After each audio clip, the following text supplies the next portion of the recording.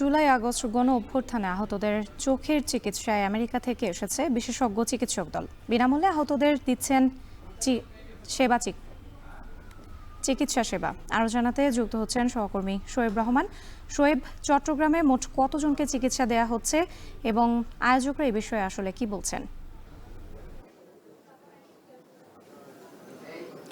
রাত্রি সকাল 10টা থেকে এই চিকিৎসা কার্যক্রম শুরু হয়েছে। মূলত আমেরিকা থেকে একজন চিকিৎসক এসেছেন, যিনি স্বাস্থ্য উপদেষ্টার অনুরোধে মূলত বৈষম্য বিরোধী আন্দোলনে যারা চোখে হতাহত হয়েছে তাদের চিকিৎসার জন্যই তিনি মূলত উড়ে এসেছেন সুদূর আমেরিকা থেকে। এবং নগরের একটি বেসরকারি হাসপাতালের চক্ষু হাসপাতালে সেখানে সকাল 10টা থেকে এই চিকিৎসা সেবা কার্যক্রম শুরু হয় এবং এই হাসপাতালটিতে এখন পর্যন্ত 9 জনের যে প্রাথমিক চিকিৎসা সেটি দেয়া হয়েছে। এবং তাদের সাথে আমরা কথা বলেছি এবং সেই সাথে চিকিৎসকের সাথেও আমরা কথা বলেছি। তিনি যেটি জানিয়েছেন যে তাদের যে চিকিৎসা চলছে সেটি ঠিক আছে, তবে কয়েকজনের হয়তো অপারেশনের প্রয়োজন হতে পারে এবং একই সাথে কারো কারো বুলেটের আঘাতে চোখে ছানি পড়ে গিয়েছে, সেই ক্ষেত্রে তাদের অপারেশনের প্রয়োজন হতে পারে। এবং মূলত যিনি চিকিৎসক এসেছেন তিনি স্বাস্থ্য উপদেষ্টার অনুরোধে এসেছেন এবং গতকাল তিনি রাজধানীতে যারা বৈষম্য বিরোধী আন্দোলনে চোখে আঘাতপ্রাপ্ত হয়েছেন তাদের চিকিৎসা করেছেন এবং তারই ধারাবাহিকতায় আজকে চট্টগ্রামে এসেছেন এবং চট্টগ্রামে 9 জন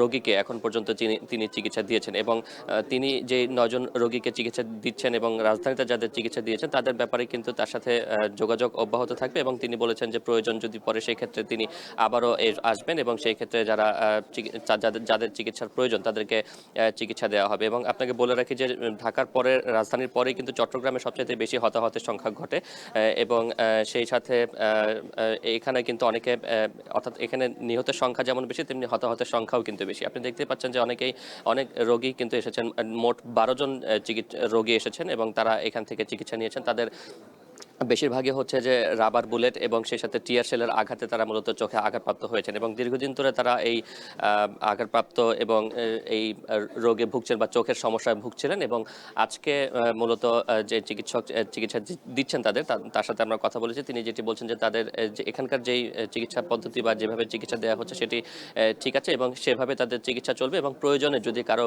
দেশের বাইরে নেওয়ার প্রয়োজন হয় সেক্ষেত্রে সেটিও কিন্তু স্বাস্থ্য উপদেষ্টার সাথে তিনি কথা বলেছেন, সেই প্রস্তুতিও কিন্তু সরকারের রয়েছে বলে জানা হয়েছে। এবং একই সাথে তিনি বলছেন চট্টগ্রামের যে 12 জন রোগী এখন পর্যন্ত চিকিৎসা নিয়েছেন তাদের পরিস্থিতি এখন পর্যন্ত ভালো আছে। 2 জনের অপারেশনের প্রয়োজন হতে পারে এবং বাকিদের যে স্বাভাবিক চিকিৎসা, কারো চশমা কিংবা কারো ওষুধপত্র সহ, ড্রপ সহ অন্যান্য যেই বিষয়গুলোর প্রয়োজন হয় সেই প্রেসক্রিপশন কিন্তু এই চিকিৎসক দিয়েছেন এবং সেই প্রেসক্রিপশন অনুযায়ী তাদের চিকিৎসা চলবে। রাত্রি চট্টগ্রামে বিনামূল্যে চলছে গণ অভ্যুত্থানে আহতদের চোখের চিকিৎসা। এ বিষয়ে বিস্তারিত জানাচ্ছিলেন সহকর্মী শোয়েব রহমান।